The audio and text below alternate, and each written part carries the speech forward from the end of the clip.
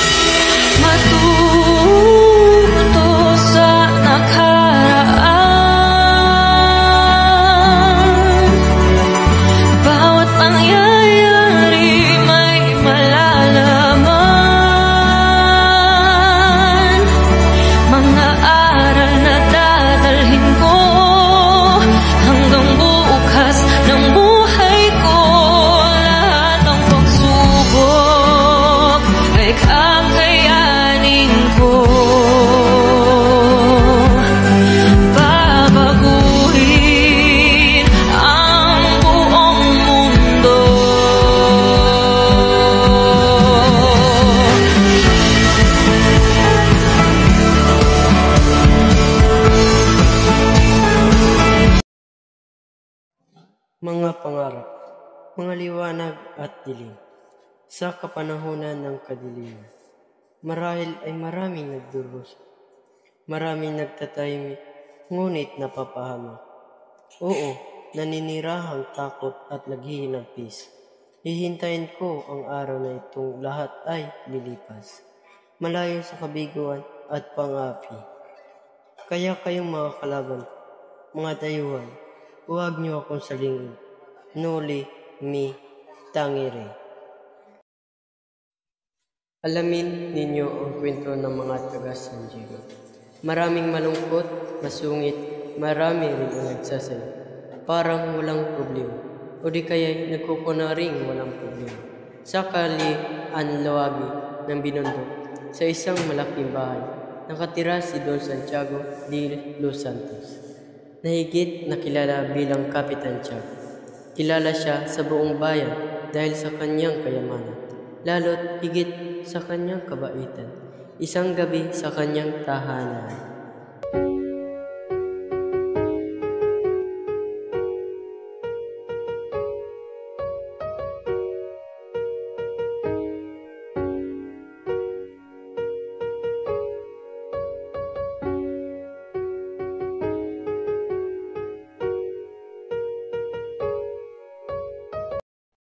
handaan nito, ano sa tingin mo? Naturalmente, si Don Santiago ay napakayaman. Hindi na niya alalahanin pa ang gumasta ng labis. nahati ang bulwagan ng bahay sa dalawa. Sa isang banda, naroon ang mga kalalakihan at kababaihan. Nagkakasayahan sila habang nagpapalitan ng mga kuro-kuro at biruan. Sa isang banda ay makikita si Padre Damaso, ang dating kura ng San Diego, si Padre Sibila na kura ng Binondo, si Ginoong Laroa at si Teniente Guevara. Kumpara sa mas maraming mga nasa kabilang banda, mas maingay pa ang mga usapan ng apat na nabanggit. Pinakamaingay sa kanila si Padre Damaso. Yamot ang bansang ito. Halatang iba ang pamamahala dito kumpara sa pamamahala sa Madrid. Ang masama pa, puro mga Indio ang nakatira. Ayoko talaga sa mga Indio. 20 taon akong nagsilbi at nagtiis sa pagdidildil ng kanin at saging sa bayan ng San Diego bilang kura parupo. Ngunit nang umalis ako, ay iilang matatanda. Hermanos terceros lamang naghatid sa akin. Mga walang utang na loob. Padre Damaso, sapagat nasa bubong tayo ng isang Indio. Tama si Reverencia, baka magdamdam si Kapitan Santiago. Huwag kayong mag-alala. Matagal nang hindi tinuturing ni Tiago ang sarili bilang isang Indio. Malayong-malayo na siya sa ganoong mga walang galang na tao. Sigurado naman kung hindi naman kasi saklap na nangyayari sa inyo yun sa amin. Naku, sigurado akong nagsayang ka lamang ng pera sa pagpunta rito. Wala ka ng ibang kakainin kundi tinula sa handaan at matutulog na hindi nasisiyahan. Natigilan ang lahat nang biglang dumating ang may bahay, si Kapitan Tiago, kasama ang isang mukhang galing sa mahabang paglalakbay. Mga Ginoo, kinalulugod kong ipakilala sa inyo ang anak na nasira kong kaibigan, si Don Rafael. Sino kayang bisita ang kasama ni Don Santiago? Siya ay si Juan Crisostomo Ibarra. Galing siya ng Europa. Ikinalulugod ko kayong makilalang lahat. Aba, Padre Damaso, ang kora ng Santiago. Ikinagagalak ko pong makitang muli ang isang matalik na kaibigan ng aking ama. Mukhang nagkakamali yata ako. Patawad ho, Reverensya. Hindi ka nagkakamali iyo. Ngunit, ang iyong amay hindi ko naging matalik na kaibigan. Kung ganun ay, ikaw pala ang anak ng nasirang si Don Rafael Ibarra. Naway ang kasiyang na pagkait ng iyong ama ay mapasayo. Gracias, Senyor. Isang mabait na tao yung ama. Nakilala ko at malimit ko siyang makasama ang iyong ama. At masasabi kong isa siya sa mga kagalang-galang at matapat na mamamayan ng Pilipinas. Maraming salamat sa inyo. Pinawi ng mga papuri ninyo sa aking ama ang mga duda ko tungkol sa nangyari sa kanya. Gayong ako na kanyang anak ay walang kaalam-alam. Pagkaraan ay makikita si Ibarra na nakipagkilala sa mga kalalakihan at kababaihan sa kabilang banda ng Bulwagan. Marapati ninyong gayahin ko ang tradisyon sa Alemanya sa pagpapakilala sa bisita kung wala siyang kakilala. Ikinagagala ko kayong makilala. Ako si Juan Crisostomo Ibarra. Ikinagagalak na namin makilala, Crisostomo Ibarra.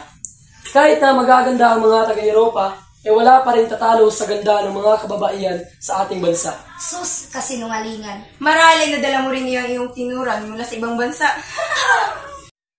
Natigilan uli ang lahat ng may ipahayag si Kapitan Tiago. Mga mahal kong panauhin, pumunta na tayo sa hapag. Handa na ang hapunan. Masaya nagsipuntahan sa hapag ang mga panauhin. Nag-alukan pa ng silya ang dalawang kura. Kahit na parehas nilang gustong umupo sa kaliwang kabisera ng misa.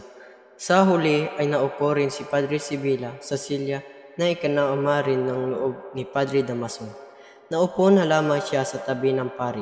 Tinula ang ipinahanda ni Kapitan Tiago, gaya ng inaasahan. Nagpasahan na ng ulam ang mas masaklap, puro liig at pakpak ang natira kay Padre Damaso, habang sa iba ay puro hita. Dahil sa sobrang inis ay humigop na lamang siya ng sabaw at dinurog ang papaya nang may malakas na tunog mula sa pinggan at sa kapagdabog sa binagsak na kubyertos sa tabi ng pinggan.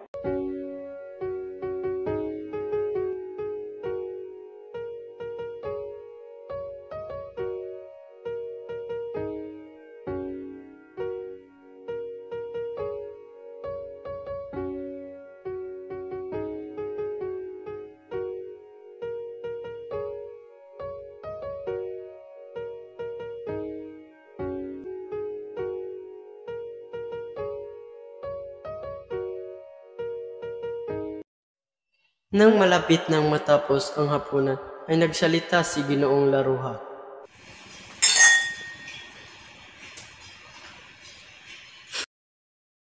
Ilang taon kang nawala sa ating bayan, Senyor Ibarra? 7 taon po, Ginoo. Sa iyong 7 taon sa Europa, malamang ay nakalimutan mo na ang iyong bansa. Ang totoo po niyan ay parang ang aking bayan ang tila nakalimot sa akin. Lagi kong iniisip ang aking bayan kahit na ako ay malayo. Totoo ba yan, hombre? Opo, Doña Victorina, kahit kailan ay hindi ako nakalimot sa aking bansa. Saan napuntahan mo? Ano sa iyo ang pinakamaganda at tumatak sa iyong isipan? Patawad daw, Ginoo. Ngunit bukod sa ilang Espanya ay wala na akong naibigan pa, kundi ang aking bansa. Pagkatapos ko kasing mabasa at mapag-aralan ang kasaysayan at kultura ng isang bansa ay nakalilimutan ko na rin ang mga magagandang alaala sa bansang iyon. Kung gayon ay isa ka palang bulag na hangal iho, bakit ka pa nagsayang ng pera upang pumunta dito sa Europa? Kung wala ka namang nagustuhan, ang iyong mga napag-aralan ay alam din naman ng kahit sinong mag-aaral na tanungin mo sa ating bansa. Senyores, huwag kayong magtaka sa dati naming kura. Ganyan-ganyan din ang pakikitungo sa akin nung bata pa ako. Mukhang hindi na siya nagbago. Salamat pa rin sa kanya dahil nagugunit ako ang mga panahong ang kanyang reverensya ay madalas dumalaw sa aming tahanan at nakakasalo sa pagkain ng aking ama. Uy, naku, naway tanggapin ninyo ang aking sinsirong pamanin. Senyores, Kapitan Tiago, kakabalik ko lamang mula sa Europa, kaya't naway maintindihan niyo na kailangan ko agad na lumisan. Pupunta pa ako ng San Diego sa Makalawa para sa Todos Los Santos, kaya't may kailangan akong tagpuin. Hindi ka na ba talaga mapipigilang umalis? Sana mahintay mo pa ang pagdating ng aking bulaklak na si Maria Clara. Alam kong matagal ka na niyang hinihintay. Paumanin aking dun, ngunit mahalaga ang aking katatagpuin ngayon. Muchas gracias hapunan, Kapitan. Walang anuman, Ibarra. Patnubayan ka ng Diyos sa iyong paglalakbay.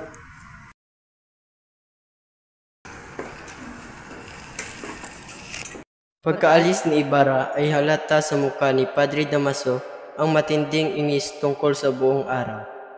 Nakita ninyo? Minsan ay napakasama ng nagiging bunga ng pagpapadala ng inyong mga anak sa ibang bansa upang mag-aral. Lumaki ang kanilang ulo at tinuturing na ang sarili na mas mataas. Nawawala na sila ng galang. Si Ibarra ay lumakad na di batid kung saan siya patutungo. Sa mahinang lakad ay narating niya ang liwasan ng bundok.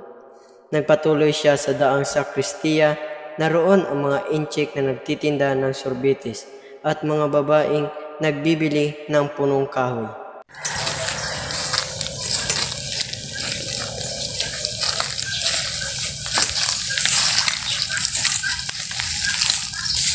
O Diyos ko, parang pangarap lamang ang 7 taon ko sa Espanya. Binata, mag-ingat ka sa mga lihim ninyong mga kaaway. Ang nangyari sa iyong ama ay dapat maging isang aral sa inyo. Ipagpatawad niyo sa warit ko'y naging mahal sa inyo ang aking ama na mga lihim na kaaway. Madalas ang sobrang kapanatagan ay nagdadala sa atin sa ilang kapamakan. Hanggang sa huling hininga ng iyong amang si Don Rafael ay hindi siya makapaniwala na mayroon pala siyang natatagong mga kaaway. Ngayon ay alam ko na ang dahilan kung bakit si Kapitan Tiago ay nag-aalangan na magsabi sa akin ng mga nangyari sa aking ama. Ngunit bakit siya nakulong sa piitan? Ano ang naging kasalanan niya? Ang tanging kasalanan niya ay dahil siya ang pinakamayang tao sa buong San Diego. Ngunit huwag kayong nag-alala.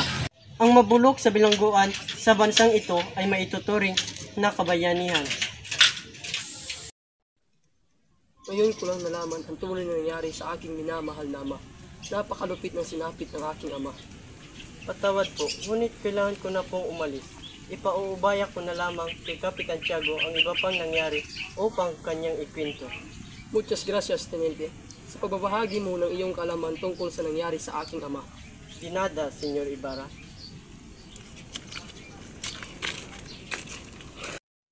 Nagpaalam na ang dalawa sa isa't isa. Nagpunta na sa kwartel ang teniente, habang sumakay naman si Ibarra ng kalisa at nagpatid sa Punta Dilala. Samantala, sa bahay ni Kapitan Tiago. Nabusog kayo ng bisita sa handaan, Isabel. Palagay ko'y oo, Santiago. Sigurado akong nabusog sila sa dami ng handa. Nakalulungkot na at kailangang umalis ni Ibarra sa gitna ng kasiyahan. Sa pag-uusap ng dalawa ay sumabad si Maria Clara, ang kanilang itinatanging dilag. O siya, maiwan ko muna kayong mag-ama at ako ay mag-aayos pa sa kusina. Tila yata may bumabagabag silang kalooban, ama. Meron nga po ba? Wala ka naman, Iya. Nagpapasalamat ako sa Panginoon at binayayaan niya tayo ng maayos na buhay. Ngunit sa wari ko'y mas masaya sana tayo kung hindi na wala sa atin ng maaga. Ama, huwag niyo nang balikan pa ang nakaraan. Mabuti pa ay matulog na lang kayo. Paniguradong pagod na kayo mula sa pagtanggap ng mga bisita kanina. Nagpapasalamat lang ako sa Diyos at binayayaan niya ako ng napakabait at napakapitang anak katulad niyo. Habang nahiga si Kapitan Tiago sa kanyang kama, ay naisip niya ang mga panahong lumipas. Kung buhay lamang talaga si Pia, ang kaligayahan ko ay paniguradong buong buo. Naalala pa noon ni Kapitan Tiago ang mga larawan ng nakalipas. Ang pagsasayaw nila ng asawa sa Ubando upang magkaanak na sinundan ng kanyang pagiging tatay kay Maria Clara. Nawala lamang ang saya sa kanyang muka nang maalala niya ang pagkamatay ng kanyang kabiyak. Namatay ito dahil sa hirap sa panganak kay Maria Clara. Hay, buhay. O Pia, aking mahal na esposa, naway makapiling na lumika ang iyong kaluluwa. Sumalangit ka nawa. Kinaumagahan, makikita si Maria Clara na nakaupo sa isang silyon katabi ng isang bintana. Abala sa pagbuburda, baka sa kanyang kilos na may hinihintay siyang bisita.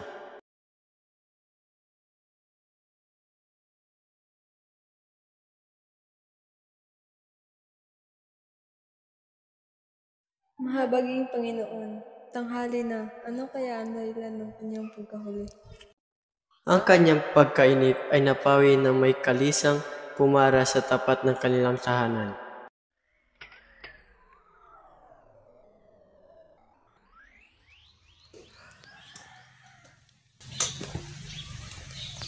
Magandang araw po, Tia Isabel. Nais ko po sana makausap si Maria Clara. Andiyan siya sa loob. Halika, tuloy ka. Kung estás, Edad, salamat naman at dumala kang muli sa aming tahanan. Magandang hali, Bintano. Nais ko po sana makausap ang inyong anak. Abay sige. Larita, nais na makausap na Ibarra. Isabel, sunduin mo sa kwarto. Malamang layos yun na nahihiya. Oh, ayan na pala siya. Mahal na kayo mag-usap sa Sophia. Kailangan mo ba na mainom, Ibarra? Gracias, Senyor. Ngunit hindi na ho kailangan. Maya-maya pa ay makikita ang dalawang nag-uusap sa azotea. May pagkasundo tayo ng ating mga magulang upang ikasal. Dahil kung hindi ay hindi na ako makakakita ng isang babaeng katulad mo. Napakatamis na sinabi, Kristo. Siguro'y dahil diyan inabiyag mo ang maraming kababaihan sa mga basang iyong natutuhan. Isa na magandang obra ng Diyos ang aking sinisinta. Bakit pa ba ako hahanap ng iba? Hindi ako makapaniwalang sinasara mo ang iyong mga mata pagdating sa ganda ng ibang nagturo. Ang kagandahan ay nasa paglakan ng tao. Ito ay naroon sa taong sumusuri ng kagandahan. At mula sa aking puso, sinasabi ko sa iyo na ikaw ang aking pinaka-iniibig. Patawad aking sinta, ngunit kailangan ko ng lisanin ang iyong pili. Bukas ay Todos Los Santos. Kaya't kailangan kong puntahan ang isang tao doon para tulungan ako bukas. Naiintindihan ko, Ibarra.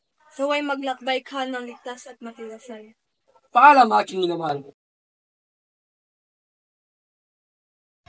Oo nga, Tiago. Sadyang napakatamis at napakapait ng pag-ibig. Paano nalaman iyon? Hindi ka pa naman nakaranas umibig, hindi ba? Hay nako, Tiago. Ako nga'y tigil-tigilan mo. Hindi ako manhid sa mga dati kong manliligaw. Clarita, kung ikaw nababagaban, magtulos ka ng kandila para kay San Roque at San Rafael. Paniguradong gagabay nila sa Ibarra sa kanyang paglalakbay. Kinaumagahan, aalis sina Tia Isabel at Maria Clara nang makasalubong nila si Padre Damaso na papunta ng kanilang bahay.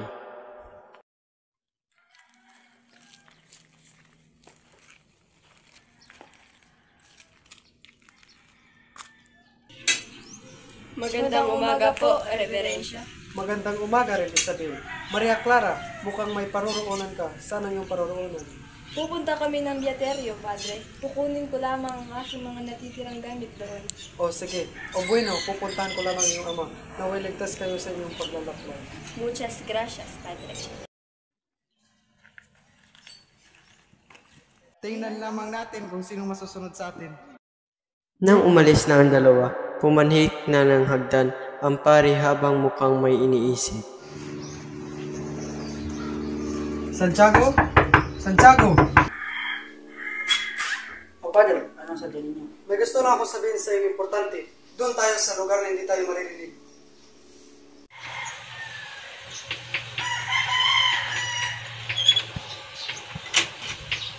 At nang matapos ang pag-uusap nila, Tandaan mo ang mga sinabi ko sa iyo, Santiago. Tanging kapakanan mo lang ang aking iniisip. Naiintindihan ko po, Padre. Magsunod ang inyong kahilingan. O bueno, aalis muna ako. samantala sa San Diego ay abala ang mga sepulturero sapagkat bukas ay Todos Los Santos. Nag-uusap ang dalawa sa kanila habang may nuhukay na bangkay.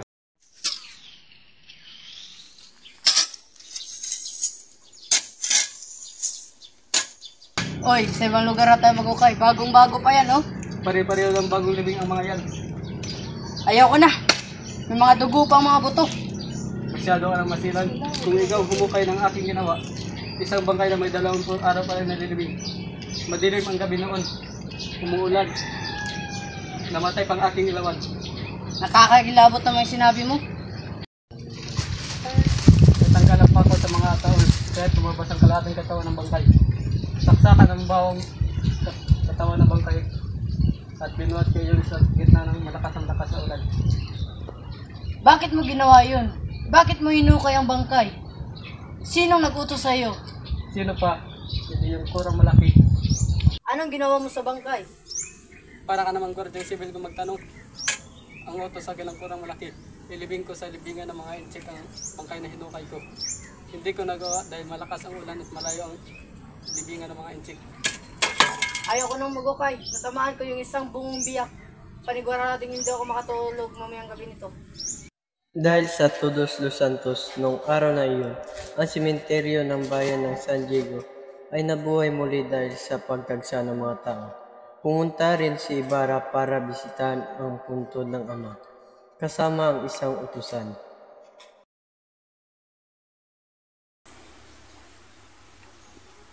Alam ho ba ninyo ang puntod ng aking ama? Opo, senyorito. Hinamnan ko ho ito ng halamang adin sa apuntod. Nilagyan ng malaking cross upang hindi ko ho ito malimutan. Nakalipas na ang ilang oras, ngunit hindi pa rin nila makita ang puntod.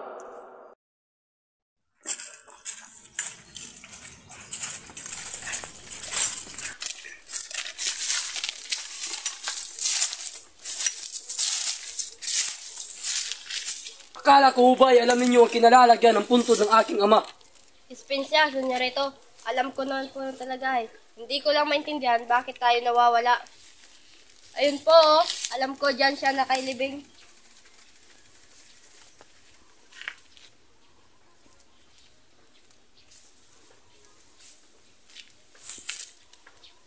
Magtanong ka doon sa si Paul Torero kung bakit ganoon ang puntod.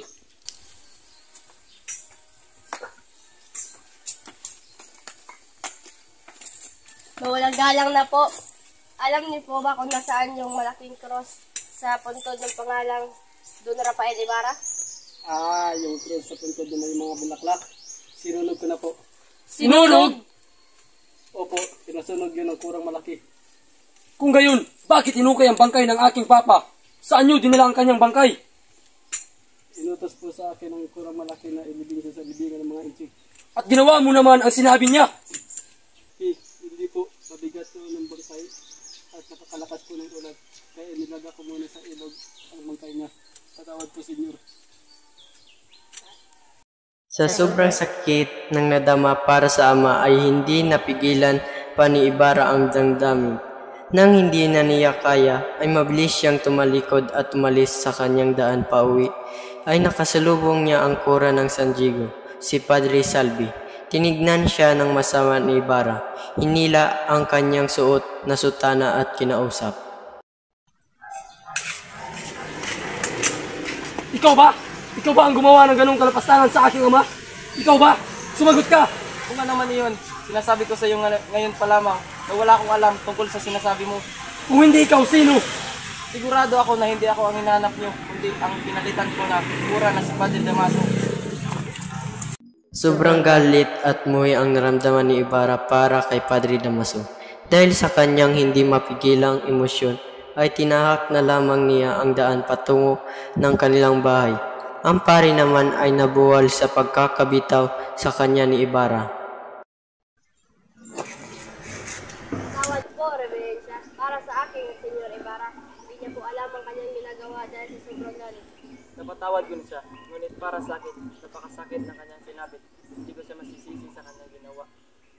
Ibanawa siya ng kapal.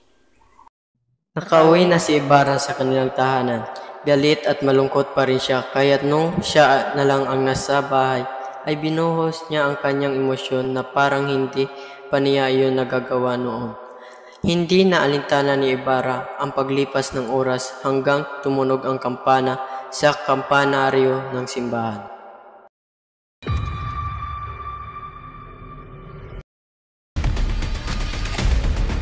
Hindi ko naman po yung ninakaw eh. Wala po akong nakakuha kahit ano. At sumasagot ka pa! Ito ang para sa'yo! Aray ko po! Tama na po! Umawa po kayo! Huwag mo akong pigilan! Kaka! Huwag akong iwan! Huwag!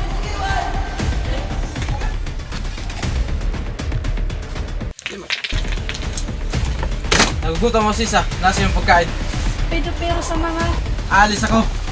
Hindi mo man ang bahihintin ang pagdating ng mga anak mo? Alam ko si Tildon si Basilio ngayong araw.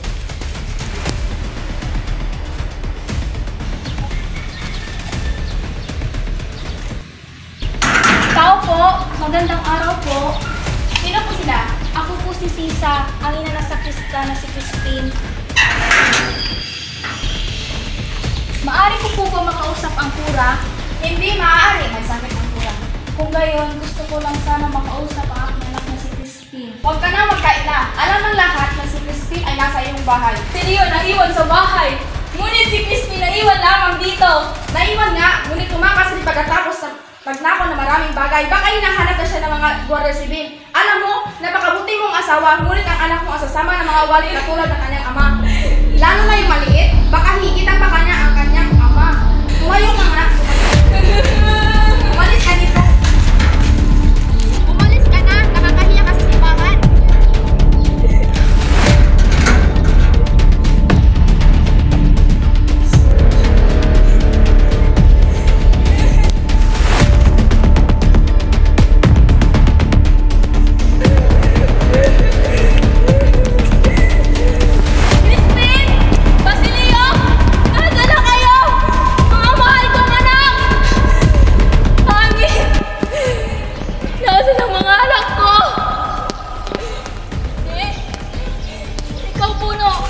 Nakita mo ba ang mga anak ko? Hindi rin. Kayo! Nakita niyo ba ang mga anak ko? Nakita niyo ba sila? Kapag nakita niyo ang mga anak ko, sabihin niyo sa akin, ha? Napahamak ako at sinundan. Nasa piling na ako ng aking pamilya. Siya nga pala, ano ang pangalan mo, magiting na bangkero? Elias po, senyor. Buenas tardes, amigos, amigas. Buenas tardes, padre.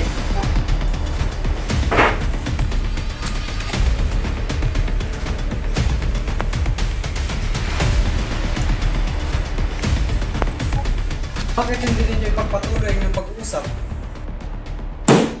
Walang kahit sino man ang maaaring malipusta sa ating ama. Itong paring ang pinaka-iniwasiwasan ko sa lahat. Isang paring walang galang at walang utang na loob. Isang paring demonyo nagbabanal-banalan. Siguro ay dapat siyang mamatay. Magdasal ka na sa lahat ng mga santo, Padre. Magkikita na akong bubukas sa mga...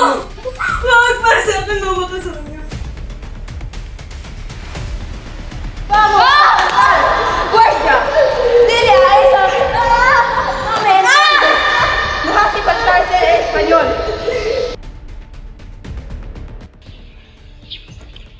Huwag nating hiyaan na dumanak ang dugo, Kapitan. Alam kong tutulungan tayo ni Senyor Ibarra. May pahaabot niya ang ating mga hinain sa Kapitan General na malapit sa kanya. Hindi ako kumpisido, lalo't na siya isang mayaman. Ang halos lahat ng mayayaman walang natupad, kundi ang magpayaman pa. Yan niyo po ako ng pagkakataon na gawin ang mapayapang planong ito. Kung may sasagawa ito, may iwasan ang pagdanas ng dugo. At kung hindi ka magkatagumpay, kung gayon ay ilalagay po ang sarili ko sa ilalim ng inyong pamamahala.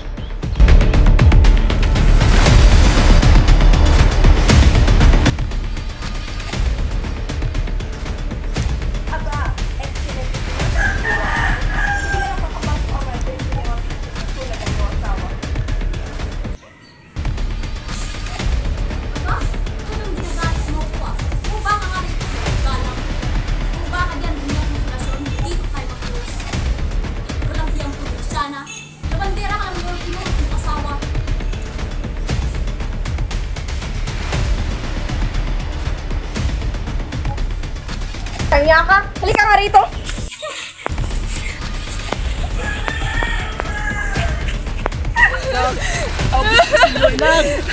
Inang! Opus Basilio, Inang! Inang! Opus Basilio, Inang! Inang! Inang! Mas Basilio. Ilang. Ilang. Ilang. Ilang. Ilang. Ilang. Ilang.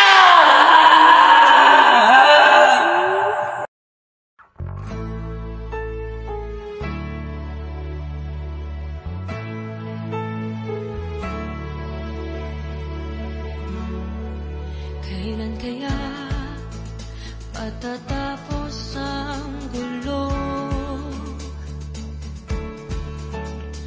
Kasalukuyang